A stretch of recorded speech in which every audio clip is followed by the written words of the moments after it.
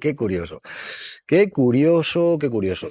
Oye, Ernesto, te quiero preguntar porque ha salido un nombre hoy en el Diario Público, sacaba una información muy llamativa. ¿Quién está detrás? ¿Cuál es el historial de Libertad y Justicia, la asociación Ultra, que, por ejemplo, denuncia a Óscar Puente, pero antes a Pablo Iglesias, fiscales? Dice, fue también abogado de Manos Limpias. Vean este perfil de gente que está detrás. El señor Lorite. Lorite. ¿Este que es un ultraderechista o qué es este? Pregunto. Este es un abogado que tiene un despacho que se llama LAVE, creo, y que ha ganado 2 contratos con Martínez Almeida en el Ayuntamiento de Madrid. Ah, sí, vaya. Pues ahora nos vas a contar porque vean, estos perfiles detrás de, por ejemplo, denuncias a Óscar Puente, Pablo Iglesias. Vean esto, este perfil.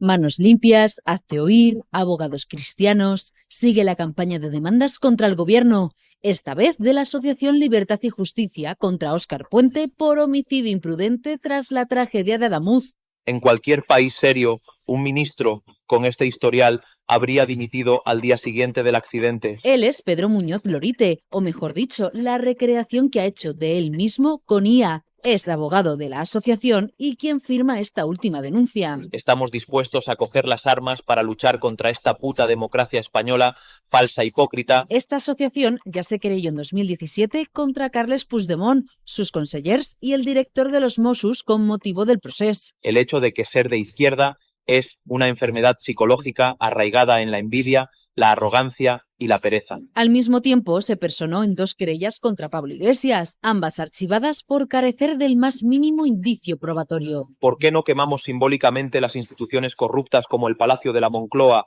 el Palacio de la Zarzuela, el Congreso de los Diputados y el Senado? En sus vídeos expone sus reflexiones más personales. Mientras las familias lloraban a sus muertos en Huelva, el ministro Óscar Puente se refugiaba en el Senado para eludir su responsabilidad directa. Además de dar su propia definición de Radiotelevisión Española. Yo os hablo del fondo podrido de esta mierda llamada Radiotelevisión Española, que no es más que una puta esclavitud financiada con nuestro dinero para que un puñado de comentaristas obscenamente pagados hagan servilismo rastrero al Partido Socialista Obrero Español. Vaya elemento. Es una joya. Lorite es una joya, muy conocido en el medio. Una joya, por decir algo, ¿no? Sí, ya. Es una joya de la ultraderecha y de, fíjate, la querella que presenta contra el ministro de Transporte, el señor Puente, es aforado, con lo cual el señor Lorite, que es abogado, sabe que el fuero lo tiene el Supremo. Pero fíjate la trampa, y aquí el problema me lleva al juez, no a Lorite. La trampa es que pone la querella contra Puente, que es aforado, y mete ahí al presidente de Adif, es decir, personas que no son aforadas. Y va el juez Piña, que se ha resistido también a valorar la prueba contra Cospedal e incluirla en el banquillo que va a tener lugar en el mes de marzo contra los dirigentes peperos de la policía, se niega a meterla, y aquí él abre diligencias. Pero este perfil que acabamos de ver, Luis, ¿qué te parece? Porque las barbaridades que acabamos de ver, y ahí está el tipo. Sí. Bueno, metiendo denuncias, esos perfiles, además, en un momento se ha hablado de Manos Limpias, Abogados Cristianos, y este tipo. Hemos llegado a un punto ya muy desesperante, ¿no? Porque efectivamente esto no tendría más que sería una gracieta si no fuera, porque efectivamente, como está señalando Ernesto, llega la querella a un juzgado, el juzgado tal, te entretienes, y así estamos. Está todo el país en manos de los jueces. Hay que decir que en este momento la punta de lanza de la oposición al gobierno de España, guste o no guste, son los tribunales. Hay muchísimas, por supuesto, hay muchísimas excepciones, hay jueces honorabilísimos, me atrevo a decir que la mayoría, pero hay también mucho abogado querulante, deseoso de bronca, deseoso de caos, y que más o menos pintoresco, como este señor, que es pura pinturería, o sea, es una cosa muy excéntrica. Y pura ultraderecha. Claro, dentro siempre de la ultraderecha, que actúa en esta idea de vamos a lanzar querellas a todo Dios y a ver si caen 10 o 12, ¿no? Y entretenemos al personal y generamos esta sensación de caos. Pero no solamente es aquí, es en todo el mundo, ¿eh? Es la misma estrategia en todo el mundo, ¿eh? Está en el manual del trumpismo, ¿eh? Lo que ha pasado en España políticamente a raíz de la gestión del accidente de Adamuz. Se sabe, y desgraciadamente no es el primer accidente de este tipo que sucede en España, y sabemos que la gestión política del asunto, los primeros días suele haber una buena reacción por parte de todos los actores políticos, y conforme esto evoluciona, pues si pasan los días, Bueno, pues empezamos a ver, yo diría que son como grietas en la manera de actuar de algunos de nuestros actores democráticos. Estoy hablando obviamente de la oposición, porque está bien acompañar a las víctimas, obviamente es una obligación moral de todos y cada uno de nosotros. Hay que pedir responsabilidades en el sentido de saber qué ha ocurrido para intentar que no vuelva a ocurrir, y si hay responsables, pues tienen que, en un Estado de Derecho, tienen que responder por ello, está clarísimo. Pero a partir de ahí hay demasiado ruido y hay cosas que se nos están yendo un poco de madre. Voy a utilizar esa expresión. Y cuando lo hablábamos, Javier, recordábamos un artículo de la Constitución que yo creo que ha quedado absolutamente olvidado estos días y que parece que nadie está entendiendo, y que es el origen de la relación de confianza que existe en un sistema parlamentario de gobierno entre el Congreso de los Diputados, que es el que elige al presidente o presidenta del gobierno, ¿no? Y cómo se tiene que producir la gestión diaria, ¿no?, de esa labor de supervisión. El 108 de la Constitución. El gobierno responde solidariamente en su gestión política ante el Congreso de los Diputados. Dice ante el Congreso, no dice ante las Cortes Generales, dice ante el Congreso de los Diputados. Y aunque esto no significa que no haya control en el Senado, yo creo que es este artículo el que nos tiene que situar un poco para poder enmarcar bien la situación de todo lo que está pasando, ¿no, Javier? Sí, vamos a ver. Yo creo que por lo menos a mí lo que me interesa es enmarcar constitucionalmente el problema. Y antes quiero felicitar a Rosalía y manifestar mi admiración por esa señora que ayer dio una lección de decencia al participar, al intervenir sin que estar previsto en el concierto que había sobre Palestina en Barcelona, ¿no? Entonces, mi admiración, mi respeto y realmente, en fin, bueno, ya lo he dicho. Y ahora vamos al tema que es un tema que lleva estas semanas, que es el tema del accidente ferroviario que se produjo aquí en Andalucía y que, bueno, y que se tiene que gestionar, como todos los accidentes que se producen, pero que hay que gestionarlo de una manera que sea coherente con lo que la Constitución prevé, ¿no? Y eso es lo que aquí no se está produciendo de ninguna de las maneras, ¿no? En la Constitución española, y como consecuencia de que el constituyente era muy consciente de que el Senado era realmente una cámara que se había resuelto verdaderamente fatal, pues se hizo un bicameralismo imperfecto en el sentido de que no ocupan la misma posición el Congreso de los Diputados y el Senado, sino que el Congreso de los Diputados ocupa una posición preeminente en todas las funciones parlamentarias sin excepción, con respecto a lo que ocurre en el Senado. Y entonces eso se traduce siempre en que, primero, es el único órgano que participa en la transmisión de legitimidad al presidente del gobierno y a los ministros. Y como consecuencia de ello es el único que puede exigirle la responsabilidad política con consecuencias jurídicas.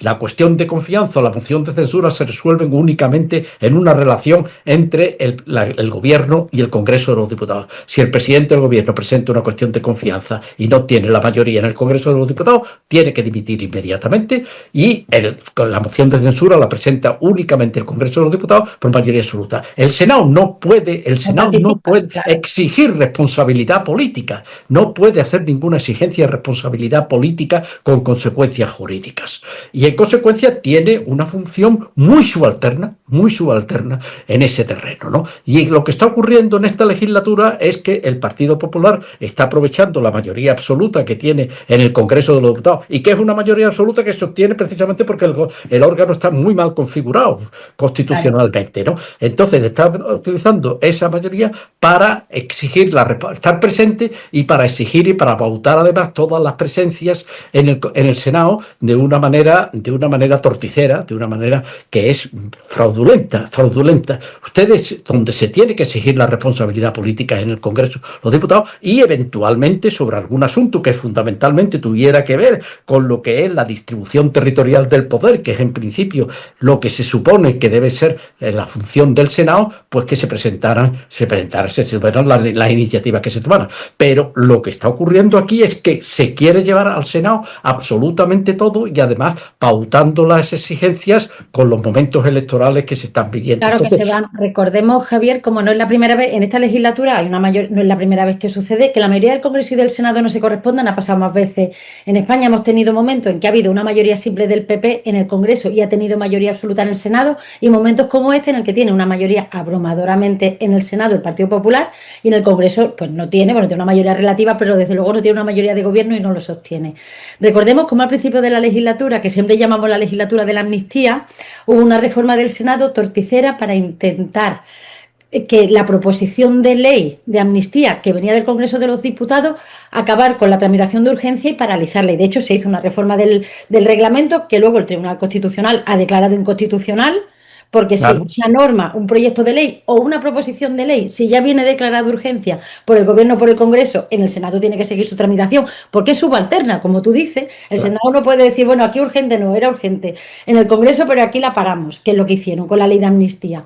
Se declaró inconstitucional, fue la primera reforma para intentar de utilizar una mayoría absoluta en esa Cámara para alterar el procedimiento ordinario legislativo en este caso.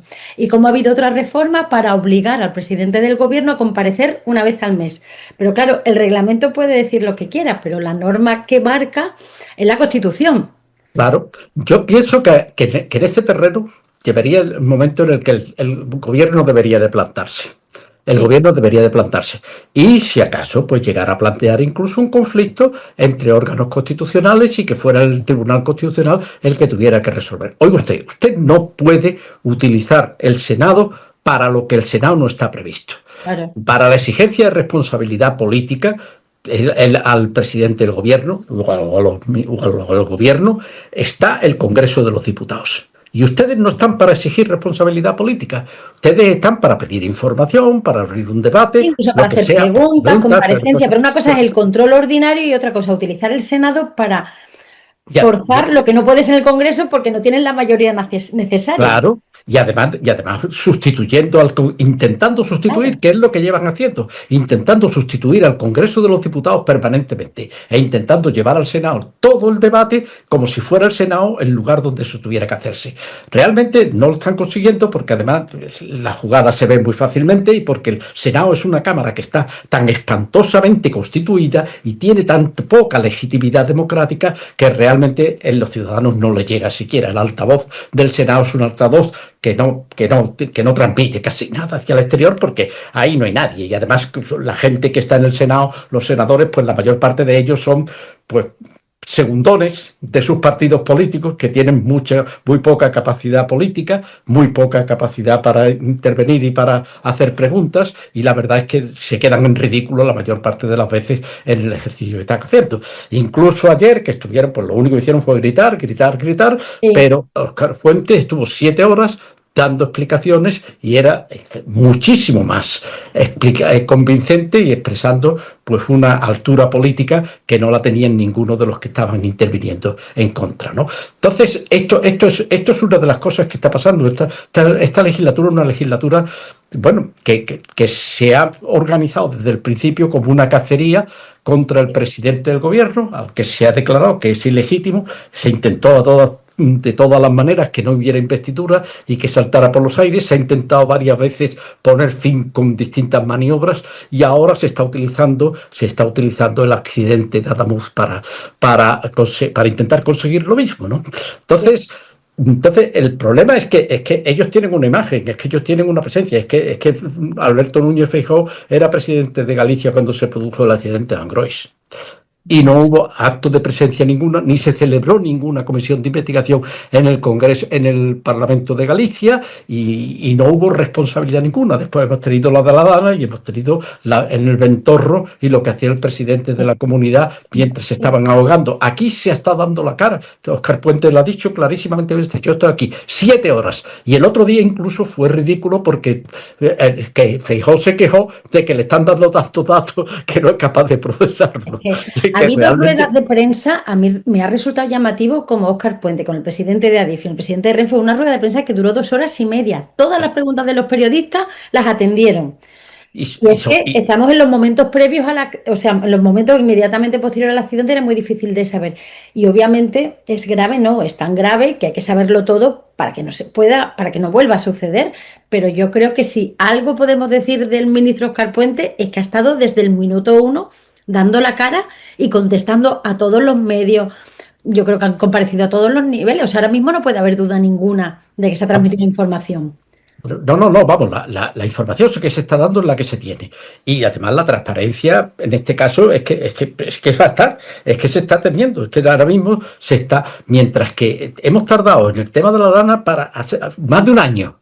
Más de un año hubo para que realmente se llegara a... Y todavía no se sabe, todavía la jueza está intentando averiguar y todos los días está encontrando algo nuevo y no le dicen ni siquiera quién eran los policías que acompañaban al presidente. Y ahí hablamos además de que se podría haber evitado la tragedia, porque nosotros ahora estamos hablando de una gestión de una tragedia que se ha producido pensando en el futuro, pero es que en la Dana a lo mejor el presidente a pie de mando hubiera evitado muertes, seguro. No, vamos, hubiera evitado la mayor parte de las muertes. Y actuando de otra manera. La mayor parte. Vamos, si el rector de la universidad hubiera sido el presidente de la Generalitat, el número de muertos habrían sido unas docenas, y claro, no los que fueron, ¿no? Exactamente. O pongamos las residencias de Madrid y que hubiera habido otra presidenta que no fuera la Isabel Díaz Ayuso, si hubiera sido Ángel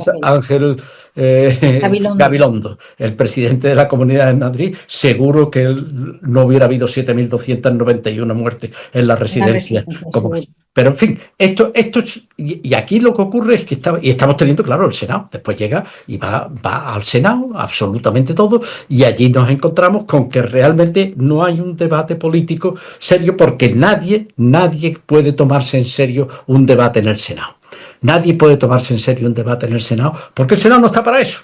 El Senado realmente estaba ahí como un cierre por si las cosas se salían de madre en el momento inicial de la transición, y aunque se había amarrado mucho a través de la ley electoral y a través de la composición del Congreso de los Diputados, que realmente el Congreso tendría una combinación calculada, desviación calculada del principio de igualdad que permitiría, que hubiera un bipartidismo como efectivamente ocurrió y que las cosas no se salieran de madre, pero por si acaso se salieran de madre, tenemos un Senado que es un cierre, una Cámara en la que no se nos va a ir absolutamente nada. Porque la composición siempre es más conservadora, y eso lo hemos visto, ya no ha fallado ni una legislatura.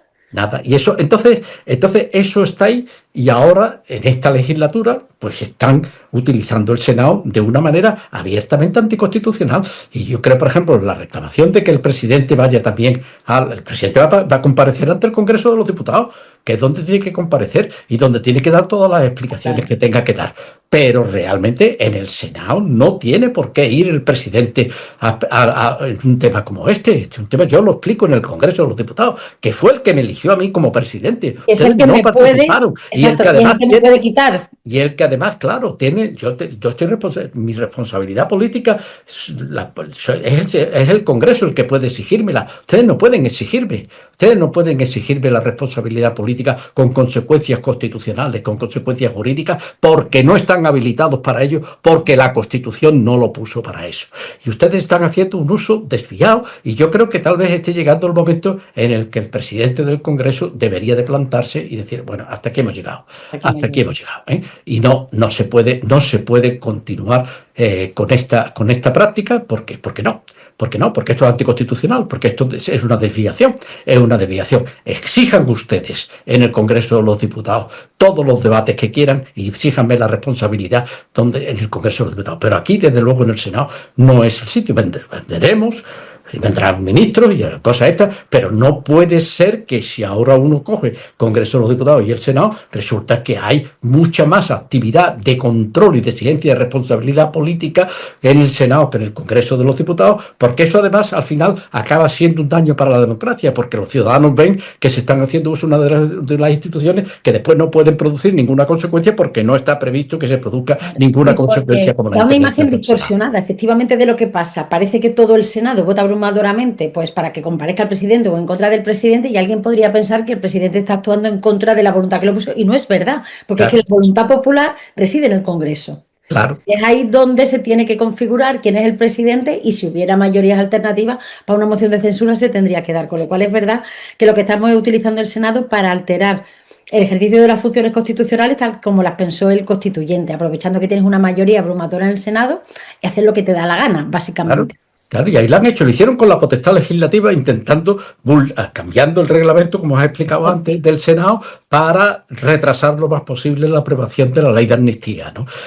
Lo están haciendo ahora ahora tiene que producirse la renovación del Tribunal Constitucional, que corresponde a los miembros elegidos del Senado y el presidente del Tribunal Constitucional ya le ha dirigido una carta al presidente del Senado diciendo que tiene que poner en marcha el mecanismo de renovación del Tribunal Constitucional. Y ya veremos a ver qué es lo que hace el Senado en este caso, si lo cumple, porque tenía que haberse producido ya la renovación de los magistrados del Tribunal Constitucional, ¿no? Y sin embargo están ahí reteniendo, es decir, el Senado está actuando como no como con una Cámara que tiene que ejercer la función que tiene constitucionalmente encomendada, que se limita prácticamente al cambio de los estatutos de autonomía, y del estado de las autonomías, y que realmente en lo demás tiene una posición muy subordinada, muy subalterna, y que el debate y la potestad legislativa,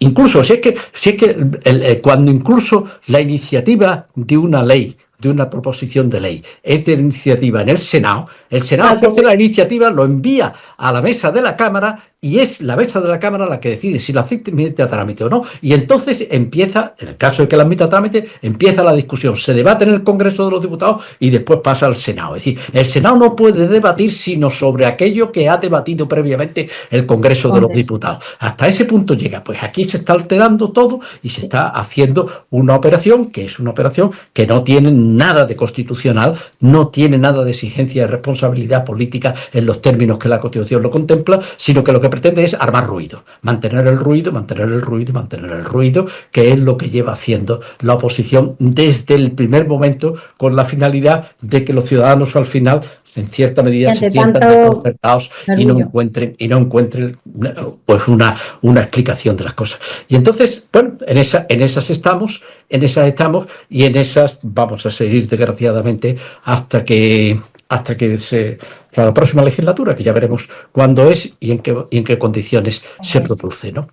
Y por lo tanto, pero yo creo que a mí lo que cabe resaltar es que aquí se están dando, y que el ministro Puente está dando la cara desde el primer momento y explicándolo, y nadie se va a poder quedar con la duda de qué pasó. Ahí se va a acabar sabiendo cuál es el fallo que se produjo, en qué momento, por qué circunstancias, y bueno, y ya está, y adoptar las decisiones que se tengan que adoptar para intentar evitar que no se vuelva a producir, pero sabiendo que realmente impedir que se produzca un accidente en un sistema de transporte de la magnitud del que tenemos, pues eso hay que hacer lo posible y lo imposible porque no se produzca nada, pero que algún incidente se va a producir, y que esto no se produce solamente en España y con el gobierno socialista, se ha producido con los gobiernos populares, se ha producido en Alemania, se ha producido prácticamente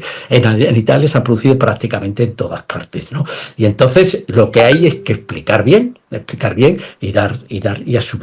y asumir pues la gestión que se tenga que y el coste que tenga. Las consecuencias de la investigación. Y ya está. Y eso es lo que... Y otra cosa que yo querría también señalar, o sea, a mí me parece que estamos en un Estado laico, y que realmente deben de hacerse ceremonias laicas. Por ejemplo, la importante de Valencia ha sido la de este año, con la que se hizo, no las religiosas, que la Iglesia haga las que ella quiera hacer. Cada familia que decida cómo despide a sus familiares en función de sus creencias, claro, cosas personales. Pero que realmente se tienen que hacer actos de Estado, pero actos de Estado no en las catedrales, sino actos de Estado en los sitios donde se tenga que hacer. Edificios civiles, claro. Edificios civiles, y donde realmente se exprese pues la sociedad civil que, bueno, que Que no aquí siempre se está. siente identificada con un sacerdote, Claro, efectivamente. claro. Y aquí, entonces, bueno, pues todas estas cosas, todas estas cosas salen en cuanto ocurre un acontecimiento como este y se pone de manifiesto, pues todo lo que Todo lo que no está resuelto. todo lo que no está resuelto y los problemas y las cosas que en la transición nos tuvimos que meter, como por ejemplo la presencia de la Iglesia Católica y la mención de la Iglesia Católica en el artículo 16 de la Constitución, y en conexión con eso el artículo 27 y la redacción de la enseñanza, y con eso los acuerdos con la Santa Sede y todo. En fin, todas estas cosas que son así y que indican pues que la transición se hizo como se pudo. La transición se hizo como se pudo y que realmente había muchos restos del Estado franquista y del Estado tradicional español que se mantuvo y que se mantiene desgraciadamente todavía en nuestra convivencia de una manera nada